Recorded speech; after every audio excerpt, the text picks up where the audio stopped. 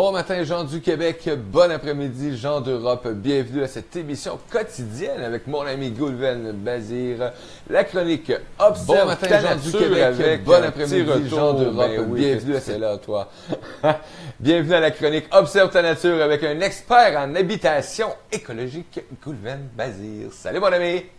Salut Mario, salut à chacun, merci d'être là, les amoureux de la nature, ça me fait plaisir d'être avec vous. Oh, les amoureux de la nature, effectivement. La nature avec un expert en habitation. Qu'est-ce qu'il fait là, le son? Excusez le matin, Mario est dans sa soupe. Il n'est pas dans sa soupe, donc écoute, Goldman, merci d'être présent. Je vais tout faire pour t'accompagner avec toute l'énergie que j'ai ce matin. Donc, on y va avec la nature. Ça va peut-être faire du bien, justement, à mon corps qui a décidé qu'aujourd'hui, il était récalcitrant à ce que je voulais lui offrir.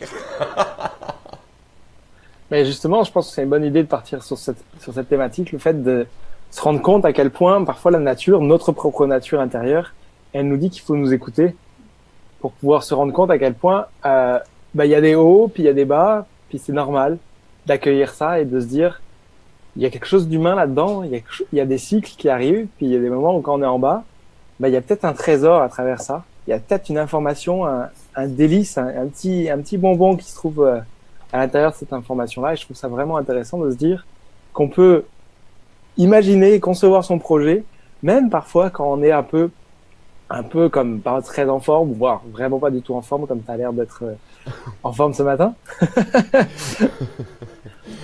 Il y a des matins où il y a plus d'énergie un peu qu'aujourd'hui. Bon, effectivement, actuellement, j'ai des petits troubles qui font que je me sens pas dans mon assiette, mais c'est tellement plaisir d'être là parce que j'aime ce qu'on fait actuellement et ça me permet justement d'aller chercher cette énergie-là.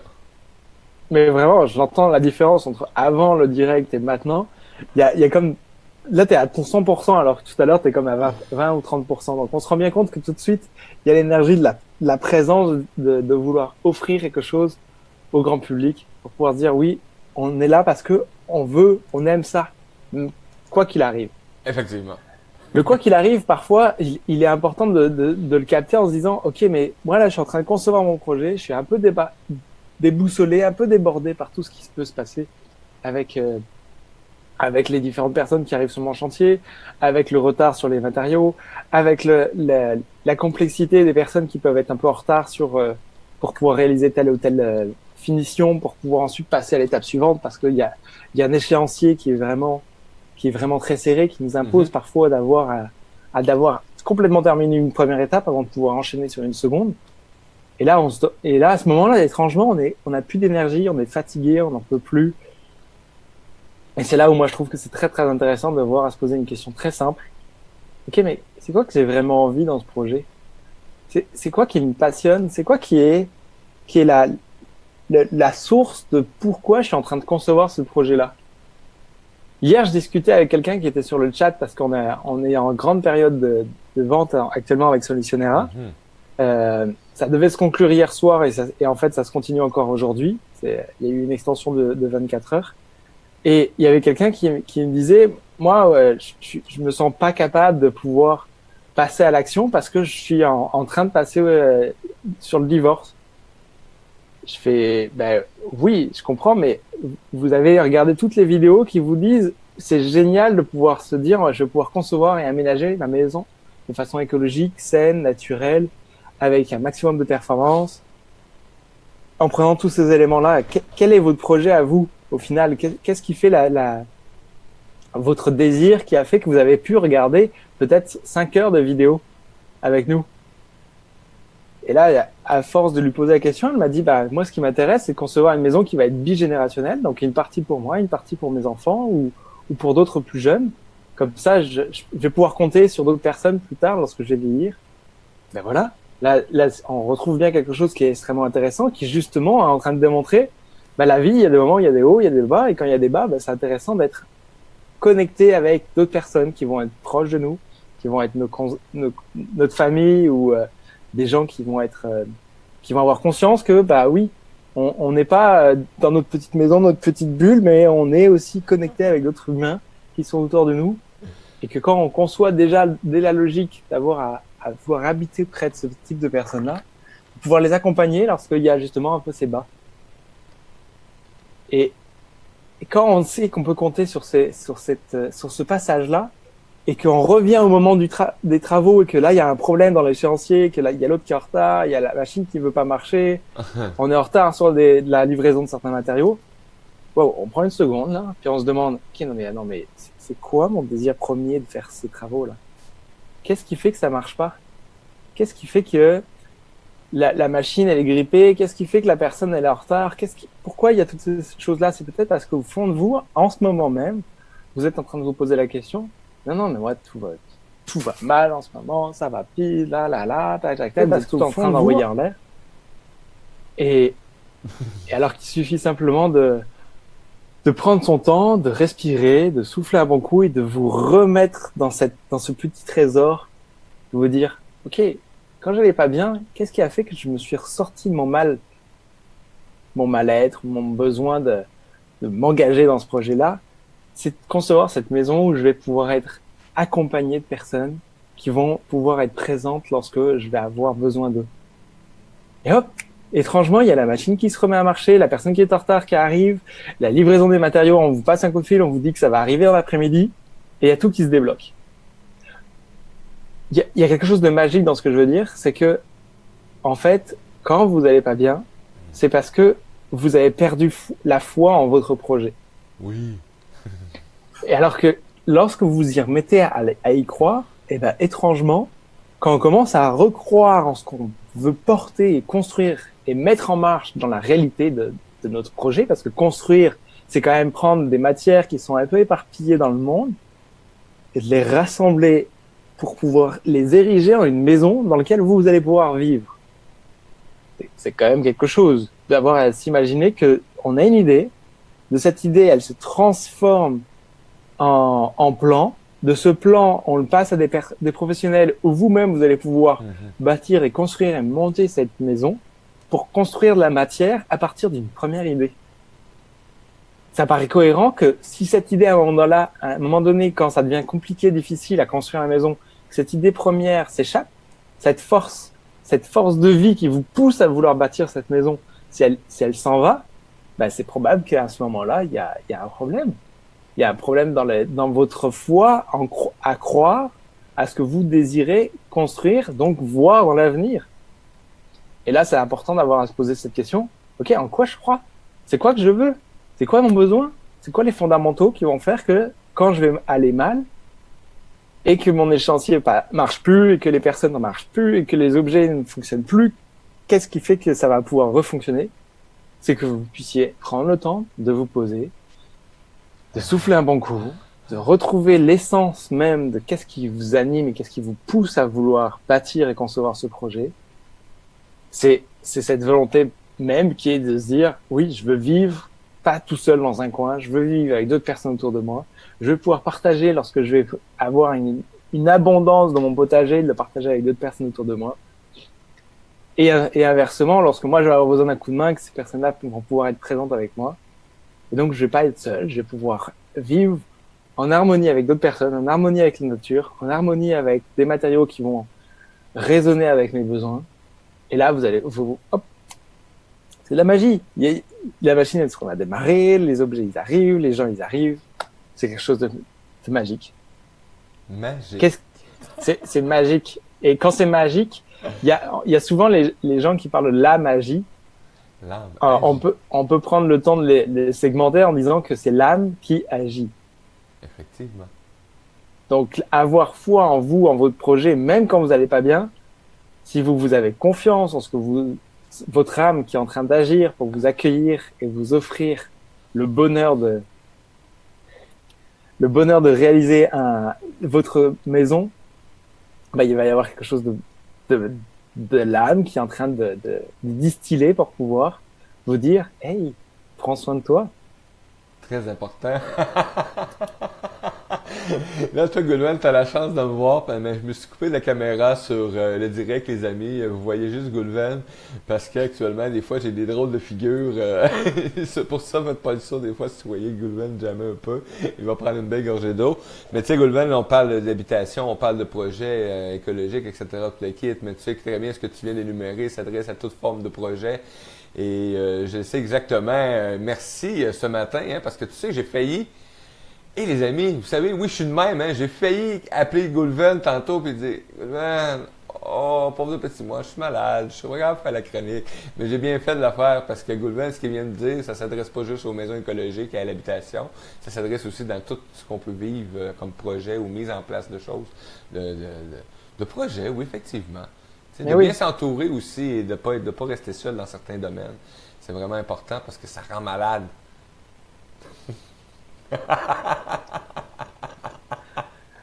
Ah oui, mais tu sais, quand je m'appuie sur cette expérience-là, je suis en train de vous parler, certes, moi, j'ai pas eu la chance encore de construire ma propre maison, mais je suis en train de vous parler de l'expérience des différentes personnes qui ont construit les maisons où moi j'ai pu intervenir chez eux ou que j'ai pu visiter comme maison.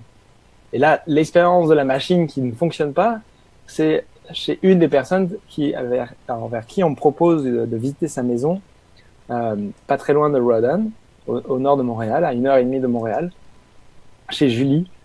Et quand Julie a expliqué ça, ils étaient deux à construire la maison.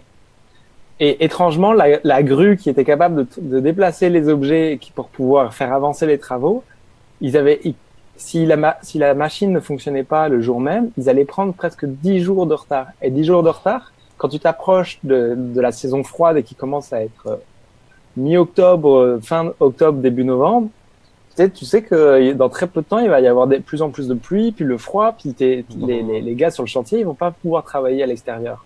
Donc, il va falloir que ça avance. Et ben, quand le gars au chantier lui a dit que la machine marchait pas de ci et ça, étrangement, même le gars du chantier lui a dit, mais Julie, est-ce que ça va? T'y crois à ton projet? Et le gars du chantier qui commence à avoir une vision un peu spirituelle de la chose pour dire, est-ce que t'as foi en ce que tu désires dans ton projet? Et qu'il l'appelle pour lui dire ça. Et que elle prend le temps d'appeler l'autre personne parce qu'il y avait deux maisons qui étaient en train d'être construites en même temps et que toutes les deux, elles étaient en train de perdre la foi en leur projet le même jour, le même matin. Wow. Et que d'un coup, elles passent un coup de fil, elles s'appellent toutes les deux futurs propriétaires, en fait, de leur maison. Et elles disent, c'est quoi que tu ressens en ce moment? C'est quoi, dans quel état tu es? C'est quoi ton émotion en ce moment? Et d'accueillir cette émotion-là, de la reconnaître, de la valoriser. En plus, l'énorme avantage, c'est que c'est sûr que quand on construit deux en même temps, ça change la donne. Ça permet de partager, de se dire, waouh, toi aussi t'es en train je reconnais chez toi le fait que toi aussi t'es en train de construire et que c'est pas toujours évident. Et que d'un coup, se dire, ah ouais, non mais attends, moi je suis allé à la banque, ça allait pas avec le crédit. La banquière, elle a commencé à me sortir tout plein de choses, avec des nouveaux papiers. J'ai commencé à faire foi en mon projet parce que il manquait encore tel ou tel papier. Tu sais, les trucs administratifs qui vont faire que d'un coup ton projet va capoter. Non. Capoter, on s'entend, c'est s'arrêter. Hein. Donc faut pas s'arrêter là-dessus et se dire justement, waouh, qui je dois appeler quand je commence à avoir un coup de mou là, pour pouvoir retrouver la foi en mon projet. Hein. Si vous construisez seul, c'est sûr que c'est pas toujours évident, mais pourquoi pas s'appuyer sur le gars du chantier ou si vous pouvez vous appuyer sur vos compagnons ou votre campagne, de se dire, ok, là, rien ne va plus. La question clé, là, le mot clé, c'est pourquoi on fait notre projet. Et le pourquoi, ça donne du sens. Et encore une fois, comme tu viens de le dire, Mario, ce que je dis là, c'est valable pour plein d'autres sujets, évidemment, mais quand tu donnes du sens à pourquoi tu es en train de le faire, et ben là, le petit coup de fil qui s'est passé entre les deux amies pour pouvoir construire la maison, une fois qu'elles ont rétabli le fait que, ok, non mais on est en train de construire une maison parce qu'on veut vivre dans un environnement extraordinaire, dans la forêt, avec une belle vue sur un lac, et ainsi de suite. Il y avait quelque chose qui a fait que, ah ben non, mais on fait ça parce qu'on aime ça, là, parce qu'on en a envie. Et étrangement, pendant le coup de fil, eh ben la machine elle a redémarré. Et le gars du chantier qui était en train de rappeler en disant, mais qu'est-ce que vous avez fait les filles? On avait mis plein de trucs pour pouvoir décoincer, dérouiller la machine, mais au final, c'était pas ça. Elle s'est remise à démarrer quasiment toute seule. Simplement parce que quand la foi revient, ça peut être très religieux, mon affaire, mais je m'en fiche. Moi, la seule chose qui m'intéresse, c'est que quand je parle de foi, c'est votre désir, la conscience de se dire, moi, ce que je veux, c'est ça. Quand ça revient, ça c'est une énergie. Vous pouvez l'appeler la foi, vous pouvez l'appeler une force vitale, vous pouvez l'appeler vos tripes. Hein. Je pense à toi, mon ami Mario. Quand tu as les tripes sur ce que tu es en train de désirer, tu es en train de te dire, ok, je sais que c'est ça que je veux. Et là, d'un seul coup, il y a de l'énergie qui arrive dans les tripes. Et quand vous avez cette énergie qui arrive là, elle vous pousse à agir, elle vous pousse à sortir de votre situation dans laquelle vous pouvez vous trouver. Et en rebondissant là-dessus, ben, hop, cette même énergie-là, elle commence à s'étendre autour de vous et elle fait démarrer la machine, elle fait arriver les gens et les produits et les objets dont vous avez besoin arrivent et hop, quelque chose de magique. Et ça prend pas grand-chose pour changer justement cette énergie-là ou cette foi-là. C'est juste des fois un petit événement où moi en tout cas ce qui me concerne, puis je le sais exactement là, depuis tantôt, je peux pas être plus précis que ça où ce que je m'en vais tantôt après cette belle chronique et l'autre après, mais j'ai des choses justement à aller mieux organiser et j'ai pas été capable justement de me mettre en place dans un petit coin, juste un petit coin de rien, et là ben c'était ouf. La débandade, la déboulade, on va dire comme mon garçon, t'es un déboulineur. Oui, parce que quand tu déboulines souvent, t'es un déboulineur, donc t'apprends à débouliner. Donc, mais des fois, ça fait mal quand même. Donc, ça prend pas grand-chose justement pour emmener cette baisse d'énergie-là, mais de reprendre un temps et de vraiment... Moi, il faut que je reparte dans ce temps-là avec mon papier et mon crayon. C'est pas compliqué, hein? Puis là, ben, je me fais une liste de ce qui est fait, puis ce qui reste à faire, mais qu'est-ce qui est important maintenant, puis où est-ce que je passe à l'action. Et tant que je fais pas ce move-là, on dirait que là, je suis dans une spirale où je pogne pas le drain là, pour sortir, là, ça tourne, mais là, j'ai mal au cœur. Il y a quelque chose quand tu dis ça, là, c'était quand tu es en train de tourner et que tu sais pas trop où tu te trouves, c'est parfois, oui, faire une liste de ce qui a déjà été fait et ce qui reste à faire, mais parfois ça peut être juste dans ta tête, ça peut être juste une liste de choses qui reste à faire et même la liste, parfois, elle est que dans le cerveau gauche, genre analytique. Ouais. Elle fait plus vraiment appel à ton cerveau droit avec la créativité, alors que peut-être que ça peut être quelque chose de vraiment très simple, de respirer et d'imaginer que quand tu inspires, tu donnes de la lumière dans ton cerveau, tu souffles et tu redonnes de la lumière dans ton cerveau. Et après, à un moment donné, tu passes cette lumière dans ton cerveau droit et ton cerveau gauche. Puis à un moment donné, ça se mélange les deux. Et quand tu imagines cette espèce de 8 infini entre tes deux cerveaux, et même tu peux le faire d'avant en arrière, c'est la même technique que le pranayama où on respire d'une narine, puis d'une autre, et ainsi de suite. Là. C'est la même technique sans avoir à toucher son nez. Tu le fais avec ton cerveau.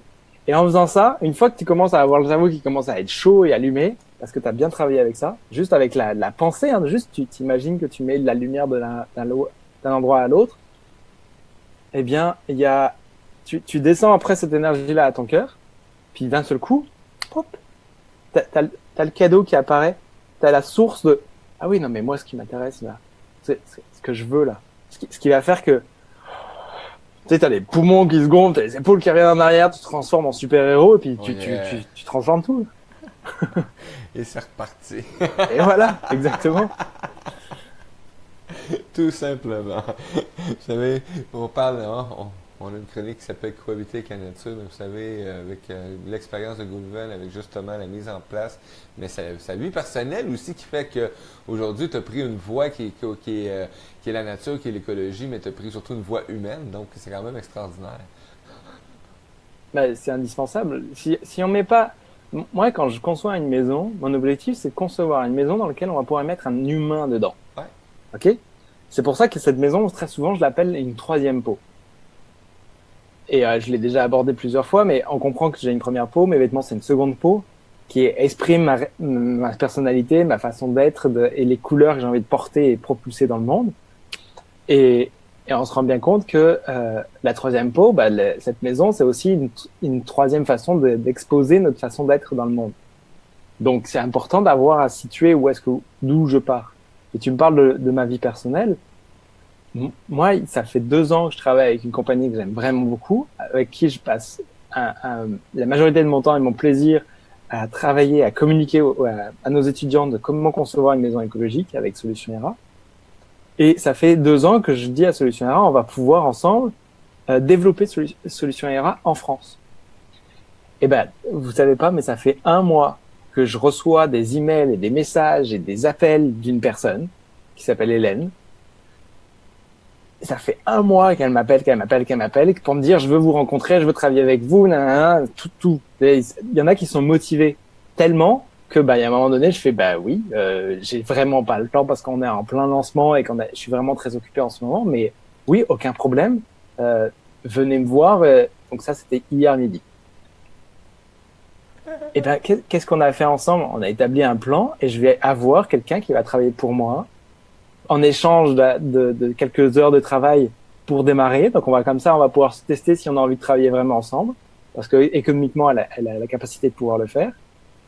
Et pour pouvoir accueillir et absorber la transition d'un métier à un autre, grâce au chômage entre autres. Et là, grâce à ça, moi je vais avoir quelqu'un qui va être un relais en France, qui va me permettre de tout de suite commencer à développer l'entreprise Solutionnaire en France, pour que quand moi je vais arrivé, je vais pouvoir simplement rencontrer les différentes personnes pour pouvoir avoir de plus en plus de professeurs, de plus en plus de qualité de contenu, de plus en plus ça fait plus, mais au final, ce qui m'intéresse, c'est quoi? C'est de pouvoir répondre aussi à la demande des étudiants qui disent, nous, on aimerait bien avoir plus d'informations sur le confort d'été, on aimerait bien avoir plus d'informations sur le solaire, on aimerait avoir plus d'informations sur l'aspect technique et administratif qui sont spécifiques au territoire français, qui n'ont pas les mêmes réglementations qu'au Québec.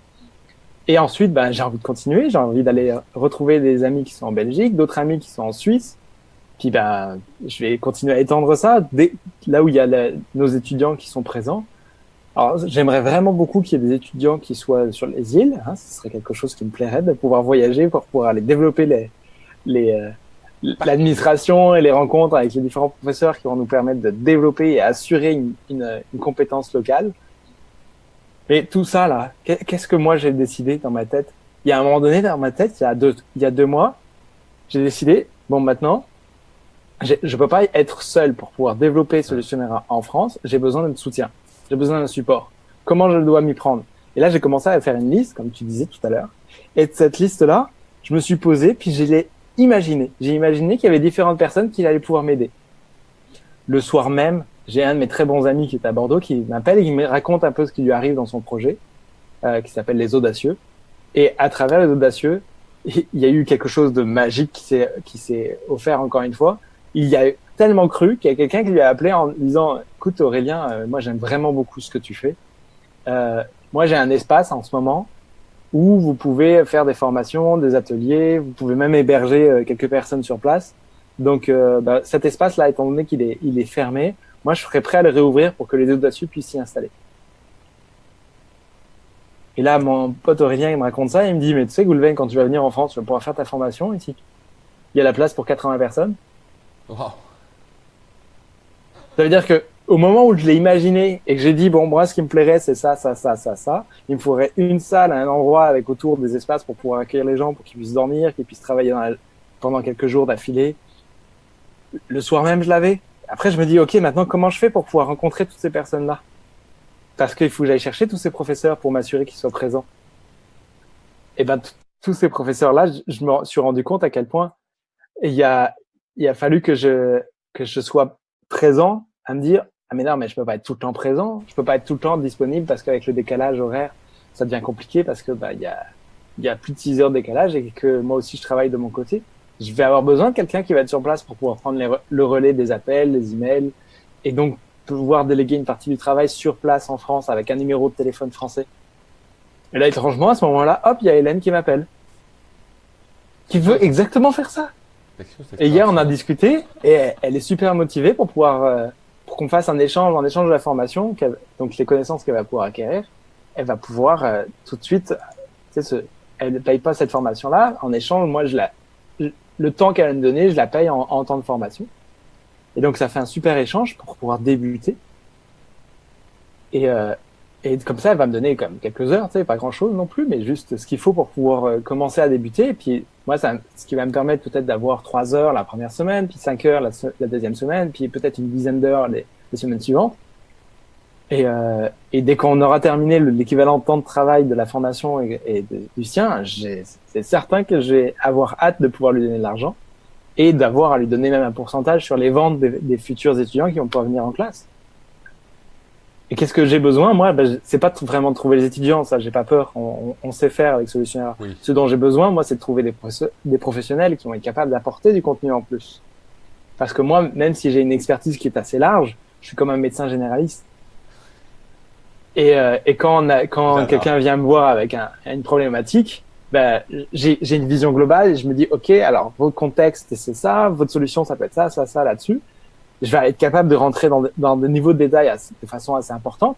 Donc, je pourrais comme prescrire des matériaux, je suis capable de prescrire des conceptions de maison, je suis capable de prescrire pas mal de choses comme un médecin.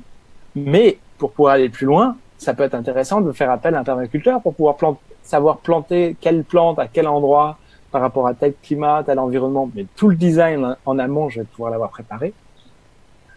Ensuite, quand la personne va construire, quels sont les matériaux à choisir? Moi, je suis capable d'être très très précis sur les matériaux. Mais ensuite, pour les construire, il va falloir faire appel à un autre spécialiste pour les bâtir. Parce que moi, ce qui me plaît, c'est de concevoir la maison avec vous. C'est pas nécessairement de la construire avec vous. Même si ça m'a beaucoup plu auparavant. Et qu'est-ce qui a fait que tout ça fonctionne? C'est que d'un seul coup, j'ai repris foi en mon projet de me dire, mais moi, je suis vraiment capable de développer Solutionnaire. Mais je suis capable, mais pas tout seul. Il va falloir que je délègue certaines choses. Et dès que j'ai décidé de déléguer, tac, c'est apparu. Et donc, une fois encore, c'est un exemple de foi ou de croyance où je me dis, j'ai arrêté de croire la croyance limitante qui me disait, Goulven, t'es pas capable tout seul, il faut que tu travailles des heures et des heures et que t'arrêtes de faire tout ce que t'es en train de faire.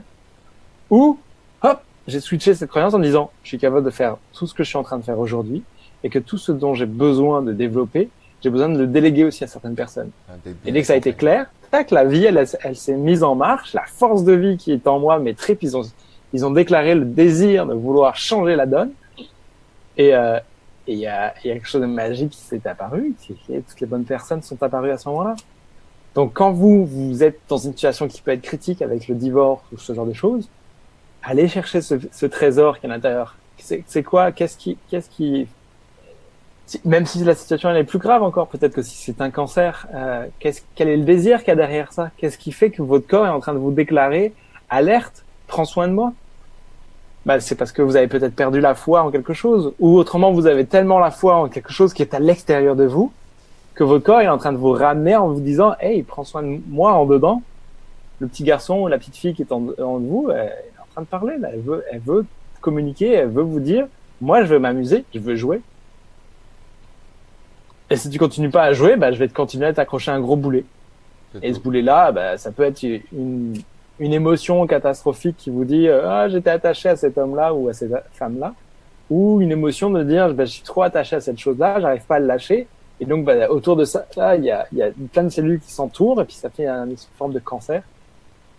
Mais l'image, elle est valable encore une fois pour votre projet. Peut-être que d'un coup la personne qui s'accroche à vous, qui vous dit non, il faut faire ça comme ça parce que il faut utiliser tel matériau, parce que des matériaux en polystyrène, c'est ce qui est le plus efficace et le plus performant pour pouvoir obtenir votre label. Si vous vous accrochez à cette personne-là et que vous avez pas à prendre de la distance en vous disant ok, non mais attends, c'est quoi que je veux? C'est une maison saine. C'est une maison qui va me ressembler, qui va respirer, qui va vibrer avec moi, là, qui va résonner avec des matériaux qui vont être en cohérence avec moi. Comment aller chercher cette performance que je recherche dans cette maison écologique pour pas qu'elle consomme d'énergie avec des matériaux qui vont être naturels, qui vont être produits localement, qui vont être bâtis avec des gens qui vont y mettre du cœur à l'ouvrage. Tout votre projet va se transformer à ce moment-là. Donc, d'une certaine façon, trouvez qu'est-ce qui est l'essence de votre projet. Et cette essence-là, très souvent, ça demande d'avoir à se poser ces questions. Et ces questions, on n'y arrive pas toujours seul. Et on a besoin de s'entourer de personnes. C'est pour ça que moi, j'aime proposer mes services pour pouvoir faire, entre guillemets, du coaching en lien avec votre projet d'habitat ou votre projet de projet écologique. Et dans ce coaching-là, moi, je vais être présent pour pouvoir justement vous dire, hey, regarde, dans tes activités, dans tes relations, dans ce que toi, tu as toujours désiré faire, le trésor, il est là, il est là, il est là, il est là. Est-ce que ça te parle? Est-ce que ça vibre avec toi? Oui. Et si ça vibre avec toi, je n'ai fait que écouter ce que toi, tu me dis. Je te renvoie la bonne information là. De toute façon, un coach, c'est ça. Un coach, il est juste deux grandes oreilles. C'est pour ça que j'ai les oreilles un peu écartées là. C'est pour être sûr de pouvoir vous entendre. Dumbo. Et ouais, mais à un moment donné, quand tu te rends compte que t'as un corps qui te dit, regarde toi, tout le monde a les oreilles super collées, mais toi t'as les oreilles plus ouvertes. Est-ce que c'est peut-être un message Et à un moment donné, j'ai arrêté de vouloir trop parler. Je me suis dit, je vais écouter. Bon, c'est sûr qu'en émission de radio, c'est un peu différent. Mais Et c'est pour ça qu'on a juste une bouche et deux oreilles, hein. C'est parce qu'il faut écouter exactement. 2 fois plus que parler. Mais il faut écouter aussi avec le cœur en se disant, OK, ce que Oui. j'entends, est-ce que ça résonne avec ce dont j'ai besoin? Est-ce que moi, je m'honore à entendre ce que je suis en train d'entendre? Est-ce que ce que je vais avoir à répondre, ça va honorer la personne aussi de ce qu'elle a besoin d'entendre? Et est-ce qu'elle en a vraiment besoin? Parce que peut-être que je peux juste me dire, tiens, ce que je voulais lui répondre absolument là, c'était juste mon cerveau qui avait envie de dire, hey, regarde, j'ai une réponse à ce que tu dis, j'ai une réponse à ce que tu dis. Parce que le cerveau, il veut toujours avoir raison. Mais c'est une partie du cerveau qu'on appelle l'ego. Jouer au Lego plutôt. Lego. Hey, Gulven, ça passe tellement vite à ta compagnie. Mais oui. C'est merveilleux. Tu sais qu'on est rendu quand même à 31 minutes quelques, mais c'est pas grave. On va continuer quand même quelques minutes parce que c'est important ce que je veux amener aussi en même temps pour ce que tu as partagé sur le lien du direct actuellement. C'est marqué, Gulven a partagé avec Observe ta nature. Si vous souhaitez profiter d'une mini-formation dès maintenant sur ce qu'est une maison écologique, vous pouvez retrouver le lien qui est là actuellement sur le direct et vous pouvez l'avoir aussi sur la réécoute parce que les liens vont suivre justement la réécoute et même que ce soit mis sur YouTube, on va prendre aussi le temps de bien le placer. Donc, Gulven, pour les gens qui veulent avoir de l'information, tu l'as dit tantôt, on va les accompagner, les aider dans le projet d'accomplissement. Peut-être pas nécessairement construire la brique avec tes mains, mais au moins donner toutes les compétences et les qualifications nécessaires et les gens aussi qui peuvent bien entourer et guider ces personnes-là. C'est quelque chose d'extraordinaire. Et Gulven, tu parlais de ton projet aussi, hein, tu as parlé d'Europe et de personnes et de la journée que tu t'es décidé de y aller avec ce que tu voulais être aussi en même temps dans ce domaine-là, ben ça t'a amené à t'entourer de bonnes personnes. Et honnêtement, tu sais que j'y crois à ce phénomène-là, j'y crois à cette énergie-là, la foi. Parce que veut pas, quand on le fait et qu'on le demande, ces gens-là arrivent. Et tu te poses pas la question. Ben oui, tu te poses toujours la question parce qu'on est humain. Moi, je me pince tout le temps pour savoir si c'est vrai. Mais comme tu as mentionné quelque chose aussi, hein, voir le temps de s'adapter, voir si on est capable de fonctionner ensemble. Et des fois, c'est peut-être ça, moi, mon petit problème, c'est que je vais peut-être tendance à aller trop vite. Et là, ben, ça me met mon propre frein. Et effectivement, c'est un apprentissage. Mm-hmm. Hein? Il y a de J'ai la pas, sagesse dans l'apprentissage, on est d'accord. j'ai pas oublié les apprentissages. Donc, Gulven, on peut te retrouver sur Observe ta nature. On peut te retrouver aussi sur Facebook avec Gulven Bazir. On te retrouve aussi avec les chroniques. Et je sais aussi que tu fais quelques lives à l'occasion, aussi avec Solutions Era. Vous avez des webinaires. Donc, tu es un visage de plus en plus populaire. Oui, les webinaires avec Solutionnera, par contre, c'est dédié uniquement aux étudiants. Oui, c'est vrai. Il faut souscrire à la formation en ligne ou en classe pour pouvoir me voir en webinaire. Ben, c'est Mais ce c'est que quand je même disais. 1 heure par Allez-y. semaine avec des professionnels extraordinaires sur leur thématique, qui va autant sur la récupération de l'eau de pluie que la permaculture, que la construction en chanvre, que de la brique, que des matériaux, que de la thermographie. C'est impressionnant la quantité de sujets qu'on aborde. Et ce qui est magique, c'est que moi qui adore toujours apprendre pour être un sage, eh bien derrière, chaque semaine, j'ai l'occasion de rencontrer encore une fois un professionnel à qui les étudiants vont me poser des questions et que moi je vais pouvoir poser les questions aux professionnels. Et lui, c'est comme s'il me donnait les réponses à moi. C'est magique. Je peux toujours en apprendre ou mettre à jour mes données aussi. Oui. Ou revaloriser le fait que, bah oui, construire en brique de terre crue, c'est indispensable parce que la brique, la terre, elle va vibrer avec ce dont moi j'ai besoin. Donc je vais être connecté à la terre pour pouvoir me ressourcer, me régénérer quand je vais me reposer ou quand je vais vivre dans ma maison. Je vais toujours avoir la sensation d'être en contact avec la source qui est, bah oui, je suis fait de matière qui vient de la terre.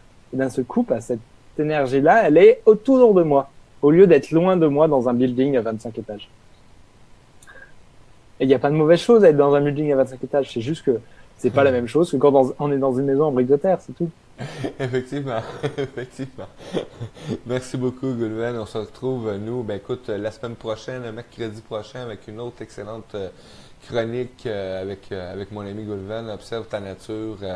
Donc, et aussi Solutions Era. Allez voir tout ce qui se passe dans ce côté-là. C'est vraiment extraordinaire de voir l'action actuellement qui se développe beaucoup, beaucoup, beaucoup dans ce domaine.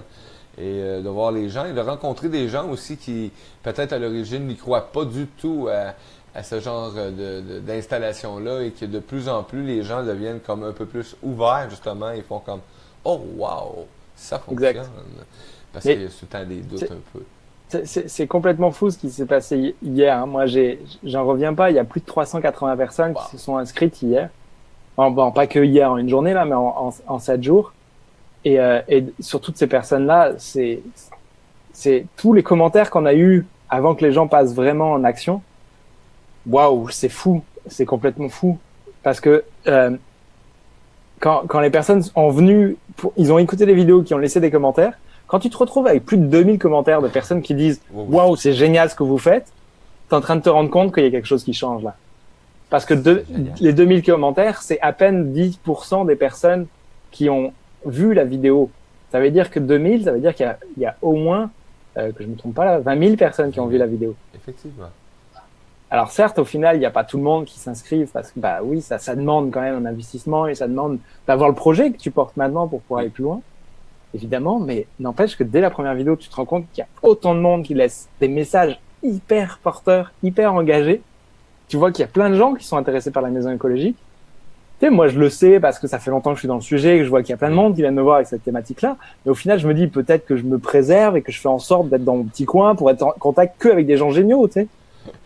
Mais non, c'est pas vrai. Que t'envoies une vidéo qui dit aux gens, hey, on partage le même rêve que toi. Est-ce que tu as envie de faire partir de la solution aussi avec nous? Et que tu as 20 000 personnes qui regardent la vidéo et que sur ces 20 000, t'en as 10% qui te laissent un message en disant c'est génial ce que vous faites.